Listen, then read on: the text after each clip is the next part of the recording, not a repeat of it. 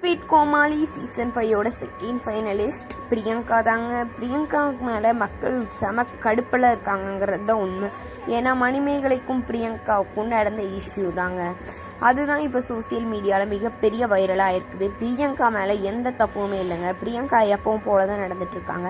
மணிமேகலை, இர்ஃபான், அக்ஷய் கமல், சுஜிதா அப்படிங்கிற 3 குக்ஸையும் வெல்கம் பண்ணியிருக்காங்க. ஆனால் பிரியங்காவை மட்டும் வெல்கம் பண்ணவே இல்லை. அதை பிரியங்கா கேட்டதுக்கு அவங்க பேடாக ரிப்ளை பண்ணியிருக்காங்க. பிரியங்கா கேட்டால் மட்டும் இப்படி பேசுகிறாங்களே, பிரியங்கா கேட்டது தப்புன்னு எத்தனை பேர் மணிமேகலை கலம்பிங்க? நீங்களாம் ஒரு ஆங்கரானு அப்போல்லாம் மணிமேகலை பொறுத்திருக்காங்க. இப்போ மட்டும் செல்ஃப் ரெஸ்பெக்ட் அப்படின்னு சொல்கிறாங்க.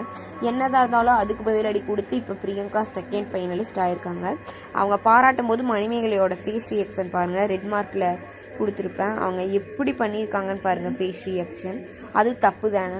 மணிமேகலை பண்ணதும் தப்பு தான். பிரியங்கா இருந்தாலும் ஓவராக பண்ணியிருக்கக்கூடாது. அதுக்கெல்லாம் பதிலடி கொடுத்து பிரியங்கா இப்போ செகண்ட் ஃபைனலிஸ்ட் ஆனாங்க. CWC கிராண்ட் ஃபினாலே நேற்றே முடிஞ்சிருச்சு. அந்த ஷூட்டில் வின் பண்ணது டைட்டில் பிரியங்கா தான் வின் பண்ணியிருக்காங்கங்கிறது 100% உண்மை.